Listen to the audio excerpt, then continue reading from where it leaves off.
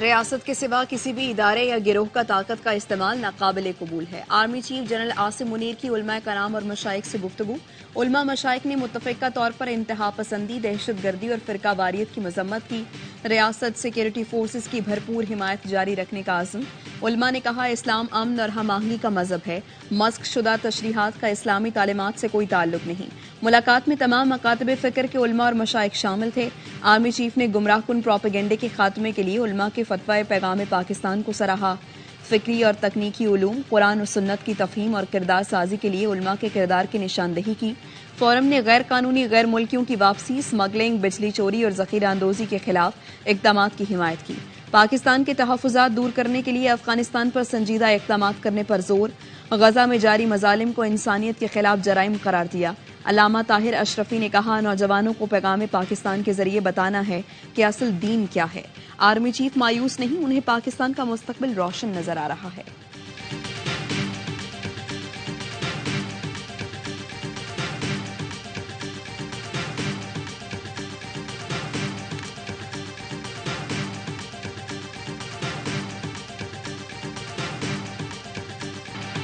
वतन पर जान कुर्बान करने वालों की तस्लील नाकाबिले मुआफी गुनाह है।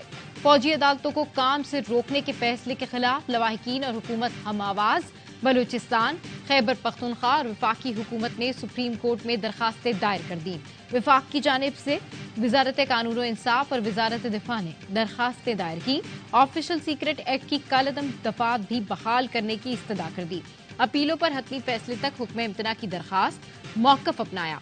आर्मी एक्ट और ऑफिशियल सीक्रेट एक्ट की दफात कालअदम होने से मुल्क को नाकाबिले तलाफी नुकसान होगा। सेनेट भी सुप्रीम कोर्ट के फैसले के खिलाफ करारदाद मंजूर और फैसले पर नजरसानी का मुतालबा कर चुकी है। शोहदा फाउंडेशन फैसला पहले ही चैलेंज कर चुकी है।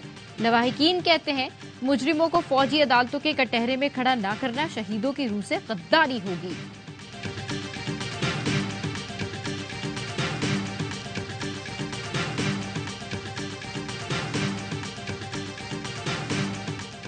फौजी तनसीबात पर हमलों के मुकदमात मिलिट्री कोर्ट्स में चलने चाहिए। पीपल्स पार्टी रहनुमा नासिर हुसैन शाह कहते हैं, सुप्रीम कोर्ट अपीलों पर फुल कोर्ट तश्कील दे। साबिक रुकने कौमी असम्बली महमूद मौलवी ने कहा, इस वक्त फौजी अदालतों में सिविलियंस का ट्रायल वक्त की जरूरत है। चीफ जस्टिस से दरखास्त है नजरसानी अपीलें देखें। साबिक अटर्नी जनरल अशतर औसाफ कहते हैं, फौजी अदालतों से मुताल्लिक केस तेजी से चला और सूबों को नहीं सुना गया। सलामती के इदारों के मामलात को आम कवानीन की नजर से नहीं देखा जाता। माहिर कानून हाफिज एहसान ने कहा, दहशत गर्दी पूरी कौम का मसला है। कोई सलामती के मामलात की खिलाफ वर्जी करे तो फौजी अदालतों में ट्रायल होता है। सुप्रीम कोर्ट के फैसले से एक खला पैदा हो गया जिस पर अपीलें दायर की गईं।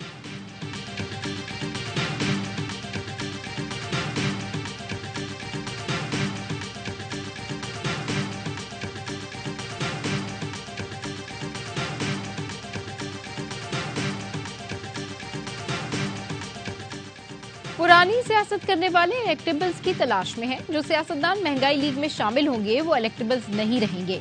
बिलावल भुट्टो के तंजियावार कहा, फिर किसी को मुसल्लत किया गया। इलेक्शन नहीं सिलेक्शन हुई तो नुकसान अवाम का होगा। पीपल्स पार्टी दाएं बाएं नहीं अवाम की तरफ देखती है। बाकी सियासी जमातें भी दाएं बाएं ना देखें, अवाम पर भरोसा करें। अवाम ने पहले भी सिलेक्टेड राज को भुगता है, अब दोबारा सिलेक्टेड राज कबूल नहीं करेंगे।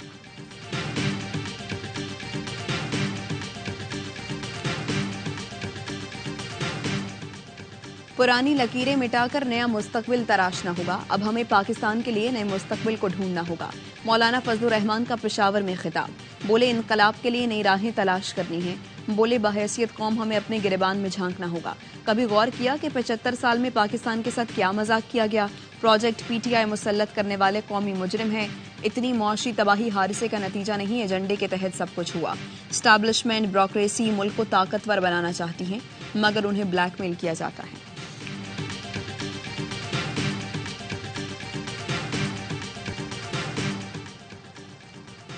190 मिलियन पाउंड मुंतकली केस में चेयरमैन पीटीआई 4 रोजा जिस्मानी रिमांड पर नैब के हवाले।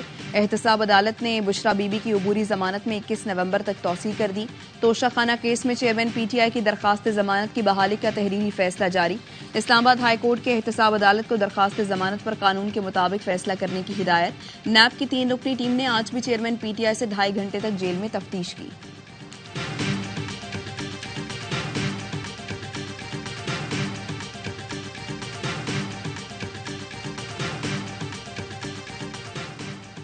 इसराइल ने गजा के शिफा खानों को मुर्दा खानों में तब्दील कर दिया। शिफा अस्पताल में मजीद 22 मरीज दम तोड़ गए। अस्पताल पर इसराइली कब्जे का तीसरा रोज, मरीजों और डॉक्टर से मारपीट, मरीजों समेत 7,000 पनागुजीन अस्पताल में महसूर। डायरेक्टर मोहम्मद अबू सलीमा ने कहा, मरीज मरने के लिए छोड़ने पर मजबूर हैं, ऑपरेशन नहीं कर सकते, जख्मियों को पेन किलर दे सकते हैं ताकि पुरसुकून अंदाज में मर सकें। इसराइल का नौजायदा बच्चों के लिए इंक्यूबेटर फराहम करने का दावा झूठा है। बच्चों को फौरी तवज्जो की जरूरत है, लेकिन उनके पास तिब्बी सामान की कमी है। और इजरायली तैयारों की नसीरात कैंप पर बमबारी, 18 बेघर फलस्तीनी शहीद, मुतादिद मलबे तले दफन, शहादतों में इजाफे का खदशा। खान यूनिस में एक घर को निशाना बनाया गया जिसमें 4 फलस्तीनी शहीद हो गए। रफाह में 2 मकामात पर बमबारी, 16 अफराद शहीद। इसराइल ने गजा में अल-फलाह स्कूल पर बमबारी करके भी दर्जनों शहीद और जख्मी कर दिए।